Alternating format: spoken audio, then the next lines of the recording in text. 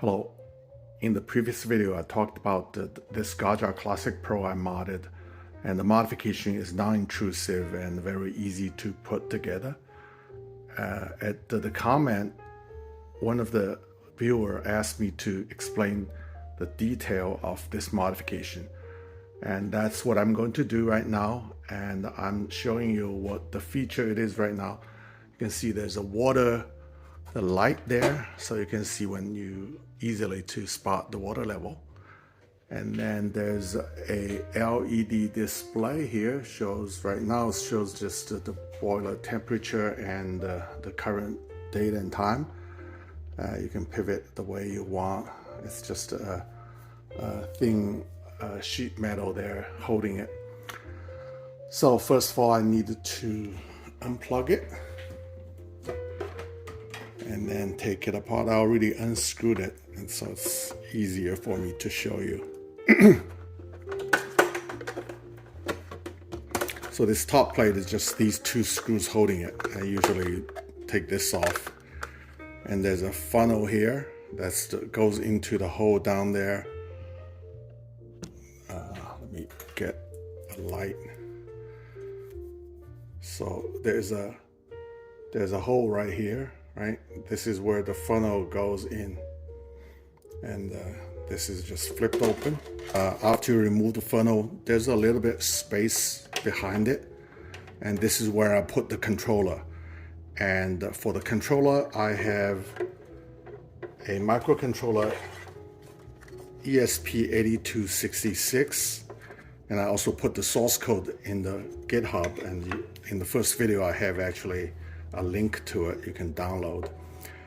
For this controller, you definitely need a power, right?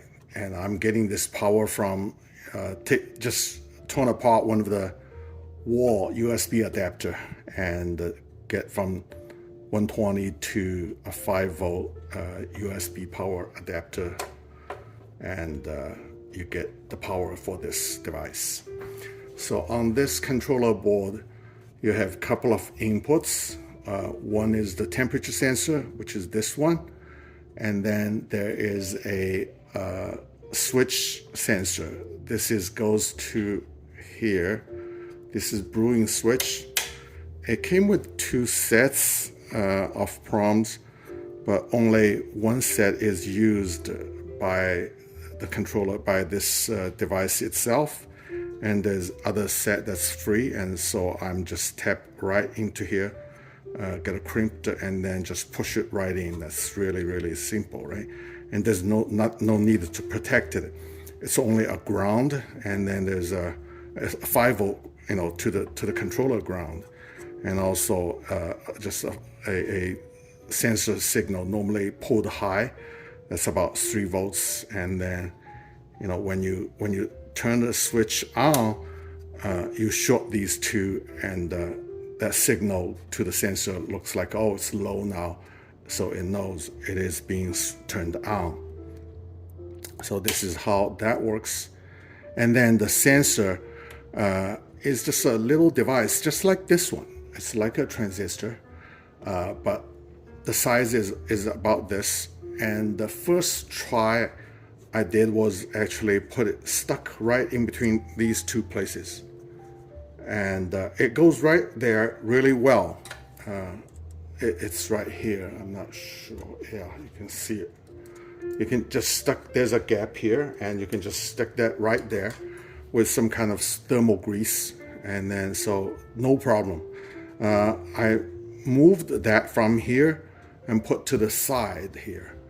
The reason that is so that's neater, looks better from outside, from top when I open it.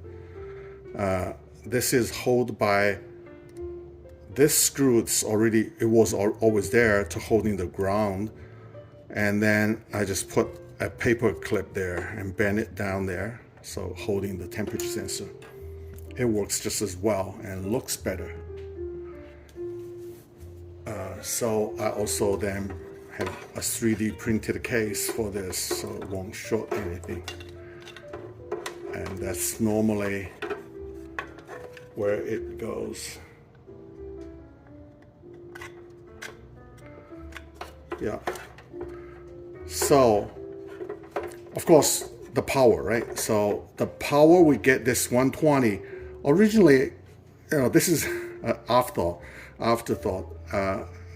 Originally, I want just put 5 volt signal, 5 volt power right from here, from outside. But then, it turned out to be you need another power adapter, you need another plug, so on the wall you need too much stuff just for this. So I end up just getting the 120 directly from inside here. As you can see, I just tap right into these connector housing here. To remove them is really easy, just pray them and then it'll come out. And then you have to open this. Yeah, now you can see this is opened. Here, I'm just stick it right in there. This is 120. And that plug it right back.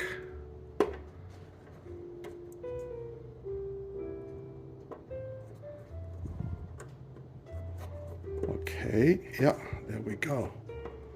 So we have these two black wires. These are actually 120. And then that 120 goes into this AC adapter. And the other side is just a USB connector. Now this 5 volts not just only going to the controller, but it also goes to the LED light bulbs. So this is the split from here. And this is the power cord that goes right to the 5 volt LED. That's what I use. It's easier, so you don't have to have another. Usually LEDs are 12 volts, but this is just a 5 volt adapter, a 5 volt LED. And so it's really easy, right? That's it. And then I'll put it together. Just put this back in. Yeah. Get this LED display.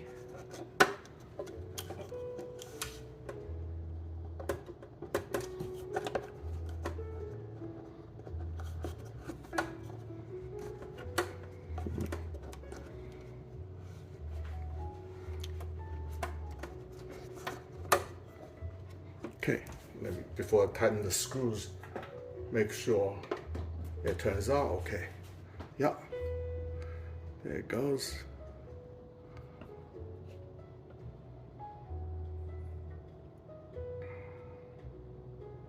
Yeah, it shows the current temperature, date and time at the bottom.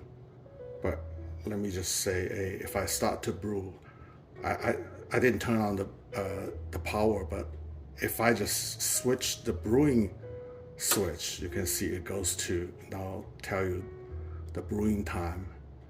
But not only that, it also shows you the temperature. So you can see here, this is better. So you can look at the temperature at the bottom and the brewing time at the top. So once you flick it back, it will show you the current temperature now.